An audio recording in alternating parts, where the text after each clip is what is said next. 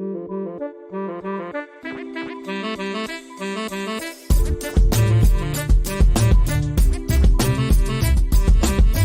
everyone, Scott Hansen here from NFL Red Zone. I hope you're checking out 1 hour of 5 Yard Rush, one of the best podcasts on NFL football in the UK.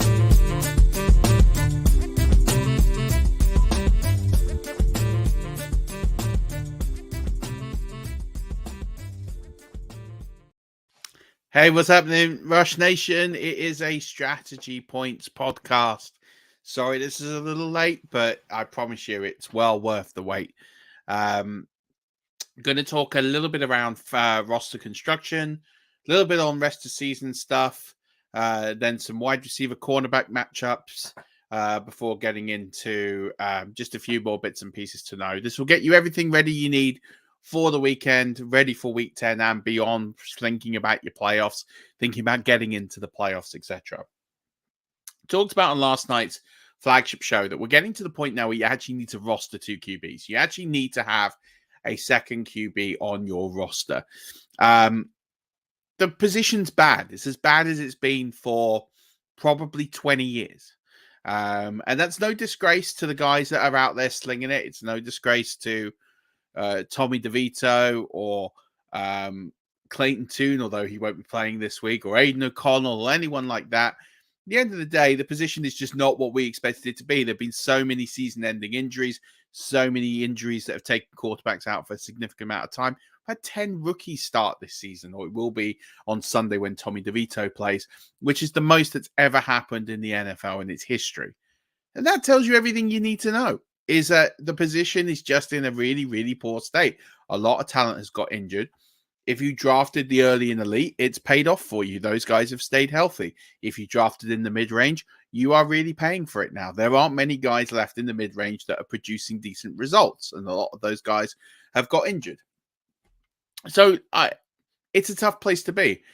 If you have one of those elite quarterbacks that are on bye for the rest of the have a bye left for the rest of the season, rostering a second QB is not a bad way to go if there's one worthwhile picking up. So if there is a Kyler Murray in your league, if there is a Sam Howell available in your league, if there is one of these quarterbacks available in your league, they're worth picking up, because the alternative would be someone like an Aiden O'Connell, like a Tyson Bagent, who won't be playing for much longer. I mean, Justin Fields will be back soon.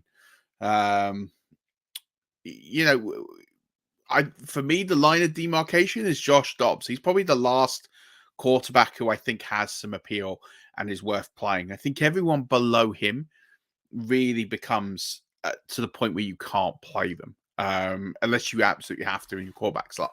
So I think you're at this point now where you need to roster a second QB. If you have, and you've kept a second quarterback on your roster, or you did something with Kyler Murray and you kept him on your IR activated, good for you. You know, you forward planned. You've taken risks, it's paid off. And it's not the way I would traditionally play fantasy football, but luckily for me, I did stash a lot of Kyler Murray last round pick, went with the mid-range quarterbacks in a bit of a situation. Kyler Murray might come out and bail me out this week. In a few leagues, I've got 2 on bye, I've got Kyler Murray. So all of a sudden, it starts to look like a strategy that could work if you went down that route. But I've got other leagues where I'm starting Taysom Hill at quarterback this week. By the way, Taysom Hill at quarterback is not a bad option in comparison to some of these other positions. So if you've got Taysom Hill in your roster in your league format, and I believe most of them do now have quarterback tight end for Taysom Hill, I would start Taysom Hill over most quarterbacks below Josh Dobbs. I would say that even there, I'd say Taysom Hill over Josh Dobbs could be pretty close. But I think definitely over Aiden O'Connell, definitely over Tommy DeVito, definitely over a few of these options. If you picked up, or if Taysom Hill is available and can play quarterback, line him up there. He might, not play the traditional quarterback sense, but if he gets you 15 points and he gets you out of a week, so be it. That's ultimately the plan. So I think you've got to start thinking about getting those guys, getting a second quarterback on your roster where possible, because if something happens, your season could go up in flames. So try and get a second quarterback on your roster. We're at the point now where nearly half the quarterbacks are almost not startable for fantasy football. We're not quite at that stage yet. Probably have about 10 that aren't, but then any more drop off and we're in some trouble. Let's get into running back. I talked about handcuffs, and I still think there's some handcuffs. I still think Rico Dowdle is someone that should be rostered. I still think Zach Charbonnet is someone that's going to get more work going forward. A couple of guys to add, and Tajay Spears I talked about. A couple of guys to add to your list. Ty Chandler is a big one. So, Cam Akers is down. Alexander Mattison isn't running the ball well. He is someone that you need to consider. I talked about this on last night's show. He is someone you need to consider as a running back handcuff. There will be the opportunity there for him if Alexander Mattison continues to carry the ball at 2.8 yards per carry. It's not good enough. It's not going to continue to be good enough. He is someone that you need to consider going out there and getting going forward.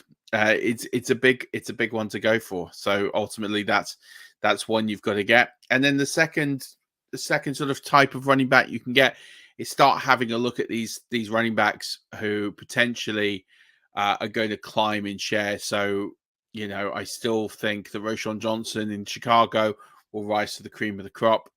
So he's someone that I'd be keeping an eye on. Look at players who, with a couple of decent outings where there is an ambiguous situation, that there could be a rise. And so, those situations could happen. You look at potentially, and I'm not saying you necessarily pick them up now, but you look at the Bills situation. You look at Houston's situation.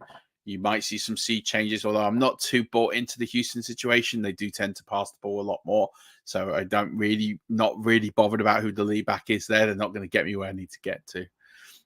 So there's a few situations, few tactical points to look at.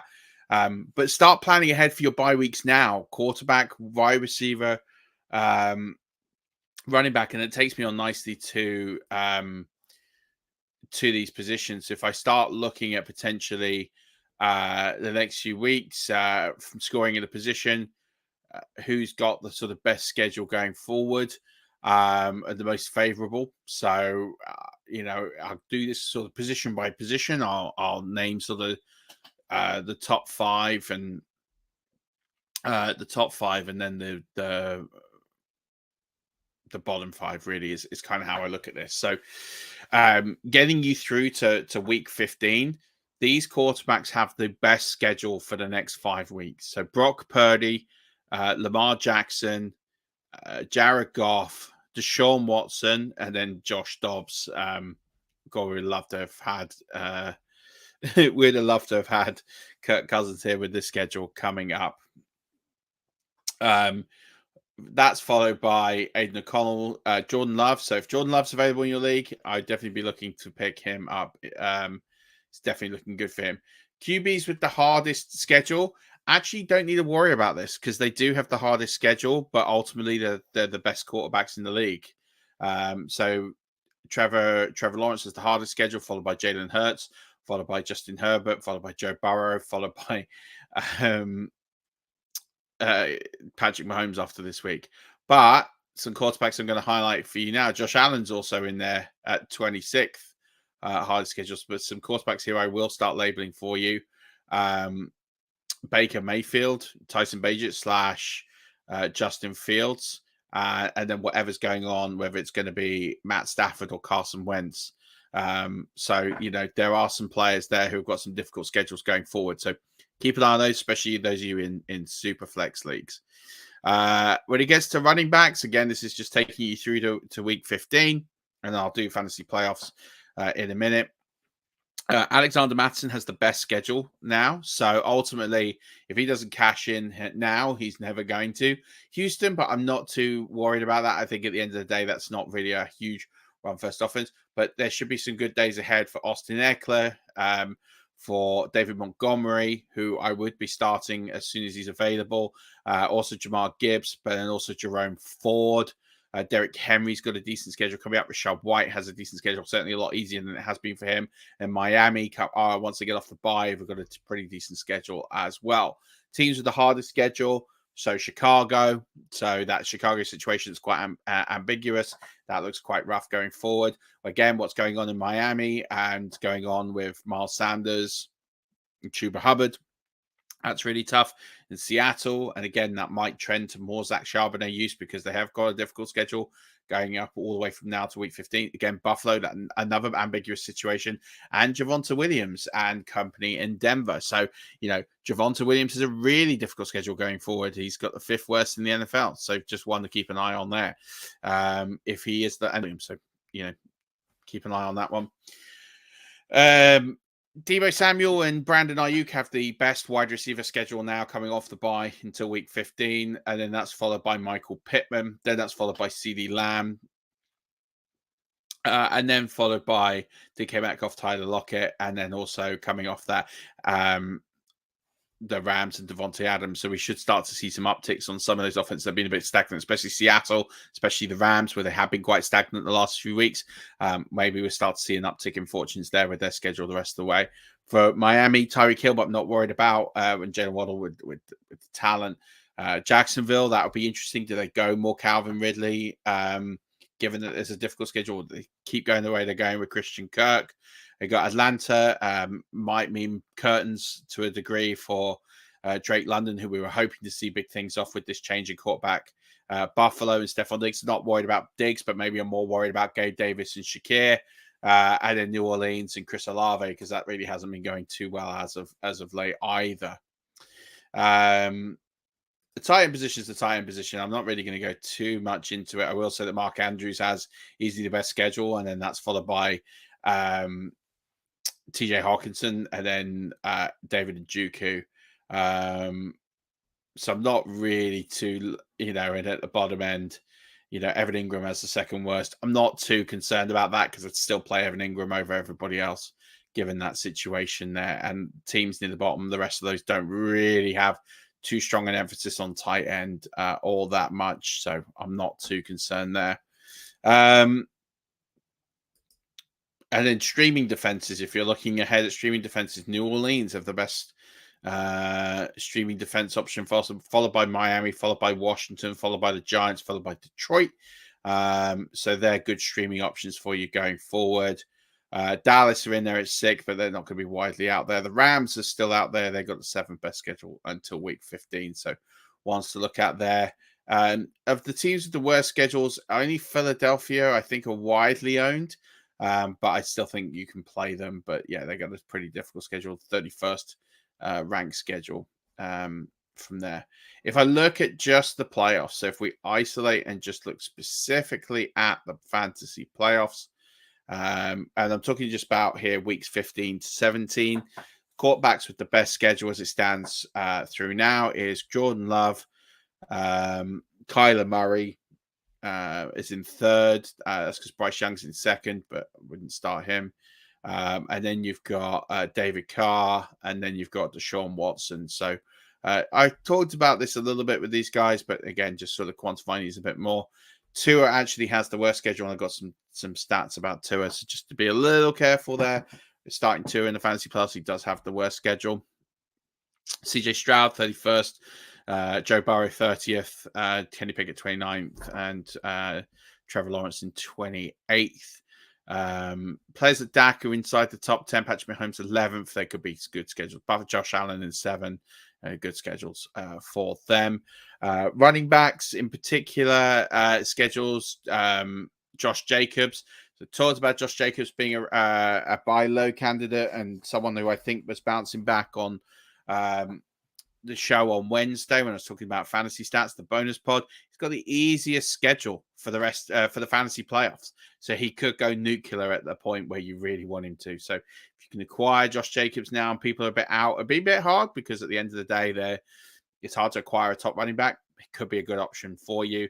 Same, Austin Eckler is 2nd in that list, followed by Ramondre Stevenson. We might start to see more growth after a positive outing at the weekend. Then we've got DeAndre Swift, and then we've got Bijan / Tyler Algier ranking in the top 5. Pacheco at 6, Jerome Ford at 7, Charles White 8, Derrick Henry at 9. All those have plus schedules at the running back position, even Jonathan Taylor in 10th. So good ones there. Running backs, Saquon Barkley is the worst schedule in the fantasy playoffs. It shouldn't fade you from him, but that upside might not be there. Alvin Kamara, but it's not really the same because he's receiving in PPR leagues. He'll be absolutely fine. Alexander Mattison is the worst schedule in the 3rd worst schedule in the fantasy playoffs. So be mindful of that. Joe Mixon in 29th, followed by the Carolina Mess in 28th, and Tony Pollard in 27th. Going to wide receivers, best wide receivers matchups in the playoffs. Seattle, so DK Metcalf, maybe JSN, and in particular Tyler Lockett have the best schedules going in. Followed by Arizona, and maybe this rise of Kyler Murray for Marcus Hollywood. Maybe even Michael Wilson could be interesting to see what happens there. Followed by the Giants, but I'm not going there, not with that quarterback situation. Baltimore, say Flowers, if you've got him, he's looking like he's got a really good schedule in the fantasy playoffs.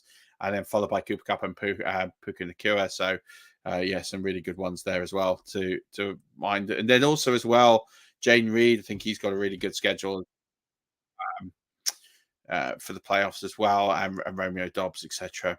Plus the Eagles, AJ Brown, Devonta Smith, Dallas, and CeeDee Lamb also have really good schedules for the playoffs. As Stephon Diggs is inside the top 10 there as well.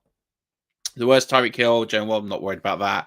For Cleveland, this might be an arrow down for Amari Cooper for the playoffs. Washington, Terry McLaurin are ranked 30th. New England, again, Demario Douglas might be the only one you really care about. Again, wouldn't really go there. And DJ Moore is inside the top 5 there. And then that's followed by Minnesota and that quarterback play that could really hinder the Buccaneers and Chris Godwin and Mike Evans. So you might see Chris Godwin get more work there, how difficult those matchups are. And Keenan Allen, but I think the talent prevails there for sure. Tight end position, not going to spend too much time here, but Devin Dooku has the best schedule, followed by Michael Mayer, followed by Conqueror, but it doesn't matter in Tennessee, you don't really throw to the tight end. TJ Hawkinson as a plus schedule, and then Daniel Bellinger, if it's still him, or Darren Waller have good schedules. And then going in the opposite direction, Dalton Schultz has the worst schedule there for the rest of the season. And then, for the fantasy playoffs, and then Irv Smith.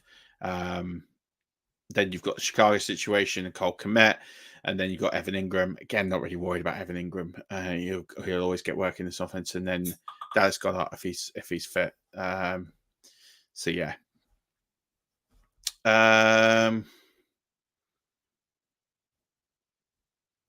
Defenses quickly, if you want to know the best streaming defenses, I'll just give you the best ones. Philadelphia, so while they got the tough one till week 15, gets a lot better for them. The Jets, the Rams, the Cowboys, and then Atlanta Falcons, Green Bay might be a good stash as well. Carolina or Tennessee are the worst, followed by Pittsburgh, followed by the Raiders, followed by Baltimore, followed by Carolina, Detroit as well are in that list. So that's a little bit on the schedule stuff that should give you an eye on some things to start planning for the playoffs and things to look at. So just keep an eye on that one. Cornerback matchups this week. I wrote about this for Fantasy Pros. You can see that over at fantasypros.com. Talks about DK Metcalf having easily the best matchup on the board, like by miles, the best matchup on the board. He is followed by Michael Gallup, but I wouldn't trust that matchup. So I'm just going by players who have a significant sort of fantasy presence, who has plus matchups this week from a wide receiver perspective. Wandale Robinson in PPR, but Tommy DeVito, can you trust that? Drake London has a good matchup. I would definitely be targeting that if he's fit, especially with Tyler Heineke throwing him the ball. Christian Watson has a good matchup, but again, do we trust him to get the ball? I'm not so sure. Tyler Lockett, JSN have good matchups against Washington. DeAndre Hopkins has a good matchup against Jamal Dean, followed by CeeDee Lamb, Romeo Dobbs, Terrence Marshall Jr. All of those have good matchups. Josh Reynolds, as well as Mike Evans. Negative matchups, worst matchups on the board. Noah Brown, easily the worst. He was the darling for wide receiver 3 last week. He's won the fade. Elijah Moore. Devontae Adams has a tough matchup. Jacoby Myers has a tough matchup against Sauce Gardner. Tank Dell, tough matchup. Mari Cooper, tough matchup. Jordan Addison, Keenan Allen. All these guys have quite significantly tough matchups. So keep an eye on those. And then just seeing if there's a few more in here. T. Higgins, if he's going, he has a bit of a tough matchup as well. Quentin Johnston as well. Just a couple of more points before I dial out of here for the weekend. Just in terms of potential wide receivers that have bounced back, if their quarterback play improves, and all of these are going to see an uptick in quarterback play now, potentially with Deshaun Watson being fit, Will Levis playing, and also Kyler Murray being back. In terms of the catchable target rate, Mari Cooper has the second worst in the NFL. Marquise Brown has the third worst, and DeAndre Hopkins has the fourth worst catchable target rate in the NFL amongst wide receivers, all to earn 50 targets or more. So it should see a bounce back from all three of those players. They could potentially have decent upside for the rest of the season. Wheels up for Deontay Johnson. Definitely go up there and grab him in places where you can. And then definitely looking at expected fantasy points leaders, and this is courtesy of Fantasy Points data. Rashad White is definitely one you want to get your hands on and get a hold of him if you can't already, but start him with some confidence. So there's some good pieces in there. And then lastly, just beware of potentially some downtrends on Jordan Anderson, on TJ Hawkins. He talks about their schedule, but obviously moving to Josh Dobbs. When we see elite players have not elite or not decent caliber quarterback play, we see significant dips in fantasy points per game. So last season, when these players lost their quarterback, they all saw a significant dip. DeAndre Hopkins lost 6.8 points per game. Mark Andrews, 4.9 points per game. Tyreek Hill, 6.2 points per game when Tua didn't play. Michael Pittman, 4.1 points per game. And then CeeDee Lamb, 1.8 points per game dip. All these guys saw significant dips. I know it was bad for Devontae Adams, but now with Aiden O'Connell there, I know it was bad last week, but I would expect that to get better. There was a game earlier in the season where Aiden O'Connell played. He got 13 targets. So keep an eye on that one. Then definitely Chris Olave. I'm expecting this bounce back. So last season, he was actually, if you look at next gen stats and you work out the unrealized air yards, so that's their actual receiving yards that's taken away from their targeted air yards, he actually led the league, and he's actually leading the league again this year in that same metric. He actually, if you ended the season now, he'd finish 7th on last year's list. So if we can end up getting David Carr, can get more work, it will work out better. So according to next gen stats, Chris Olave is last in expected in fantasy points over expected for amongst wide receivers this season. So if Carr can find him a bit more, we could see a nice bounce back and get him to a pretty good outing. So if we can get Chris Olave the ball more, he will start to rise into those top 24 ranks. So there is light at the end of the tunnel. He is a buy low because there will be some positive regression back to the mean. Just this can't continue sustainably. I know just said he finished last season, but ultimately he still finished as a top 20 wide receiver last year. He should start to finish somewhere a bit higher this season by getting the ball. So he looks like an instant buy low candidate. So keep an eye on Chris Olave. It should get a lot better with him. And also I talked about Tua's schedule. Tua's schedule's really, really bad in the playoffs. So he's playing the 12th ranked, 3rd ranked, and 1st ranked teams against fantasy quarterbacks in the playoffs. He's obviously put up some big numbers, but they were against the Chargers and the Broncos, who were the two worst defenses against opposing quarterbacks this season.